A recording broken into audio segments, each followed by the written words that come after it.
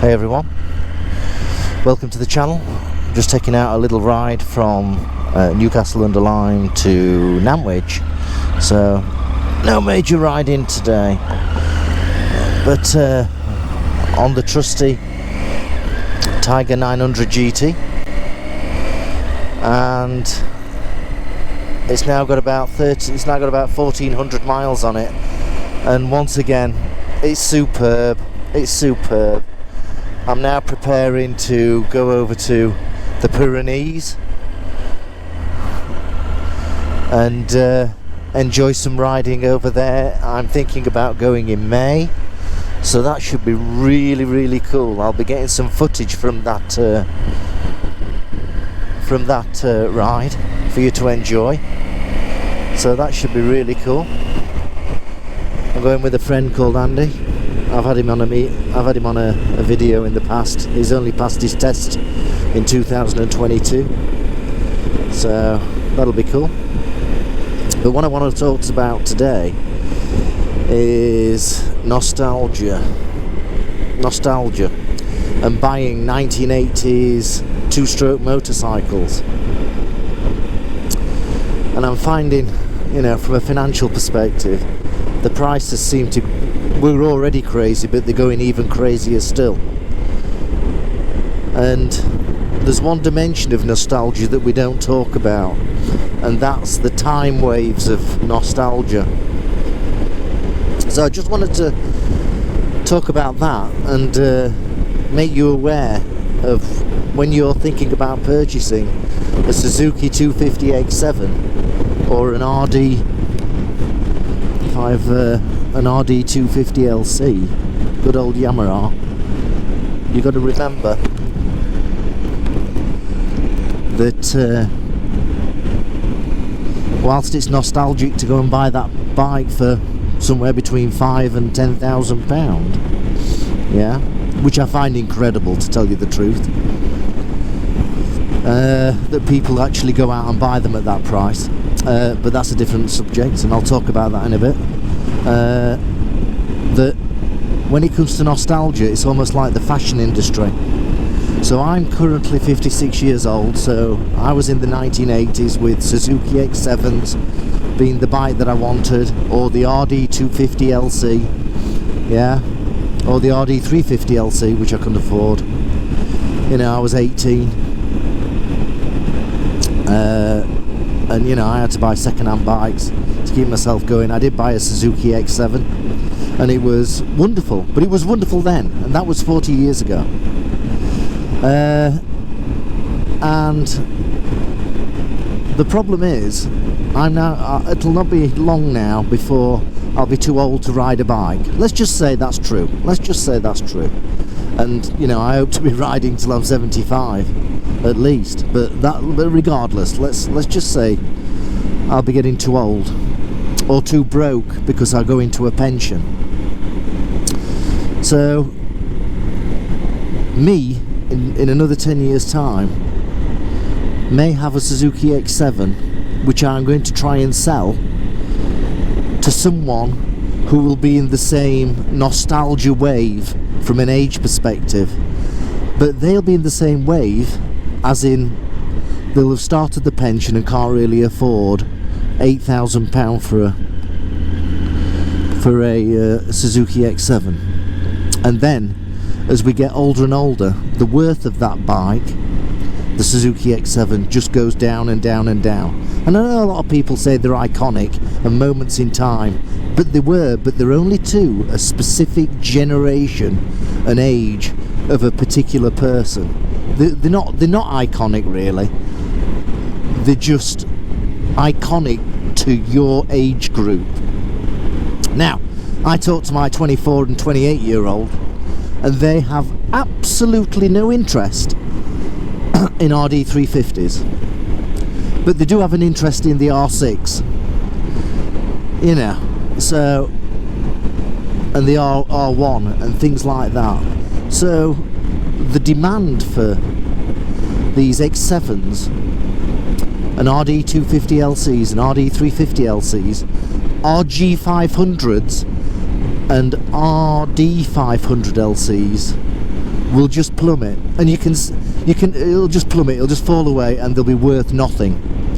They'll be worth nothing, absolutely nothing. It doesn't matter if it's been reconditioned, the engine's been reconditioned, and you've had the frame plastic coated or whatever we do today, and it's got new brakes and it looks absolutely brand new. It doesn't matter. The people that desire that motorcycle will be too old. So I find it interesting that, you know, people say, oh, I'm selling it and it's an investment for you when you're buying it. I wouldn't agree with that, because if it was such an investment, they'd be selling so quickly, and they're not selling quickly. Here we go, there we are, blacked out Mercedes, usual type of guy driving that, you know what I mean. Anyway, that's another subject. But so we need to think about this. Yeah, we really need to think about this. So hopefully, you know I'm doing a ride right now, and I'll put a few screenshots of examples of crazy prices for what were great bikes at the time.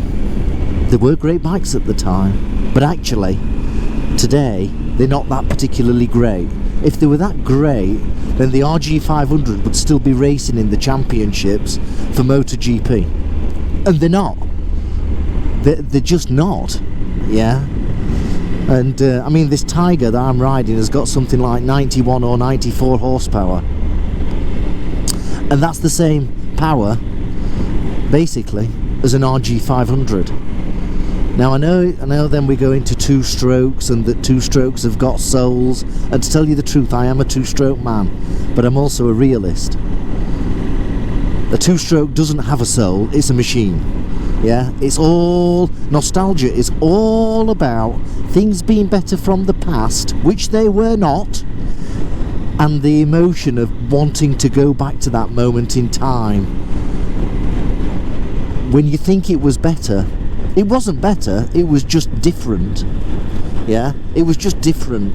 And you were a single guy, or maybe a single girl, unlikely, but single girl. You were a single guy and you used to go out with your mates, and that's what you remember when you had your RD250LC. And now you're about to spend £6,000 on a bike that's 40 odd years old, 40 years old, and you don't know the history of it. All you know is that someone's engineered the engine to, you know, need running in, and that's okay. And I'm not saying it's been done incorrectly, yeah, but you're taking a massive risk on spending £6,000 on something that's old. I mean, only a couple of years ago, I spent £9,000 on a Triumph Stag, yeah, knowing that the economy was rising. And then a year later, it may have been just a little less than a year later, yeah, I ended up selling it for £11,000 to this guy that was absolutely head over heels with emotion, yeah. And we're buying these things on emotion and taking you back to the nostalgic moment in time where actually, you know, the Triumph Stag was a load of shit.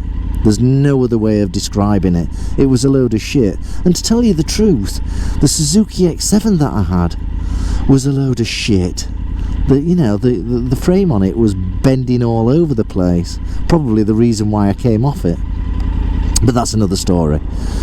And you know, the RD350 is nothing like, the RD350LC is nothing like the machines that are available today. And admittedly, the machines that are available today are 4 strokes and all that kind of thing, but the 4 strokes of today are bloody crazy, you know. So you know, we need to think about that when you're about to part with your hard-earned money. Now, are these bikes worth it? Let's face it. So let's look at the generation wave, that I say, of the bikes that were prior to the 1980s. So you've got the early Hondas of the 70s, and also the trail of the Triumphs and BSAs that they were dying off. All those people that used to ride those bikes are now in the 60s or 70s, and they just don't buy them, and as such, because they don't buy them, the value of them on the market just plummets. I've seen a GS1000 the other day, a Suzuki GS1000. It looked in lovely condition. For £4,000. Now that's okay, but I know other people over the period of time that I've been monitoring it. You know, someone would have advertised it for £8,000. No one's going to buy that.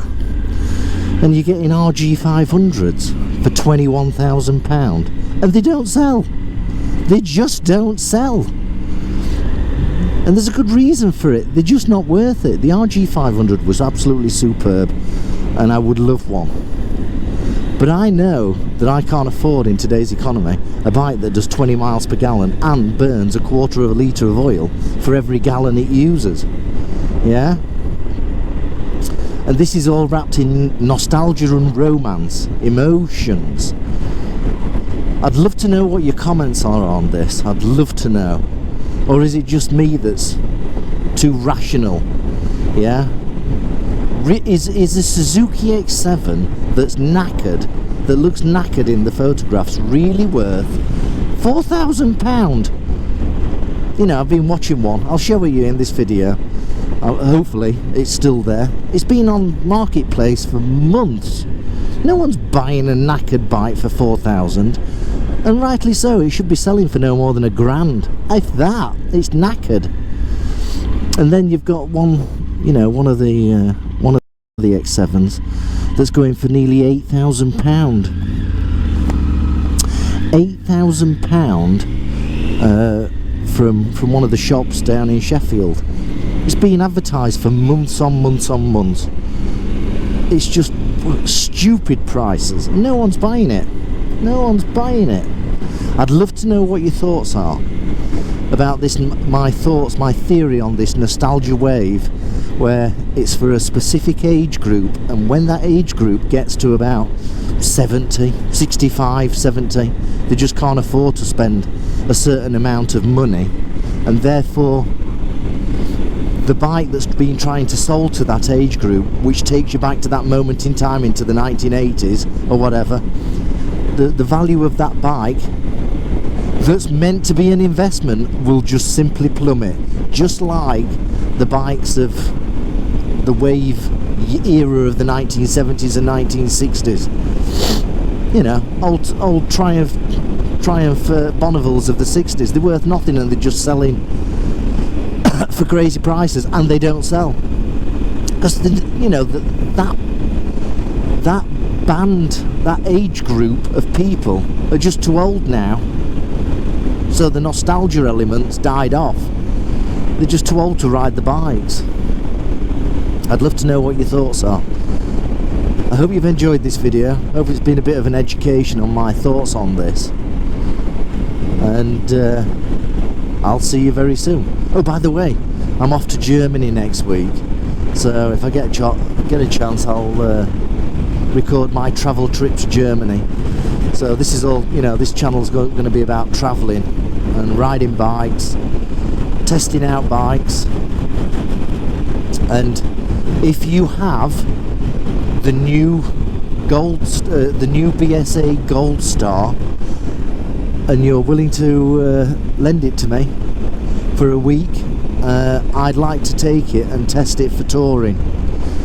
Now that sounds a big ask, but I'm assuming I'm really pointing this to the dealerships. But I'd like to borrow one for a week and see what it's like. Go and do a brief tour of the UK. I'll not be going abroad unless you're giving me for 2 weeks, and then I could go abroad down to the Alps and give a good give an update on how the BSA Gold Star can tour. Yeah, that little Indian-made motorcycle for the 21st century. I'd love to try it out. I had a go on one the other week and it was absolutely wonderful, but I'd love to know what it's like touring to the Alps. But I won't be touring to the Alps. I'll go to the Lake District with a tent. So if you please do reach out to me in the comments and maybe we can organise something. Yeah, it's been great talking to you.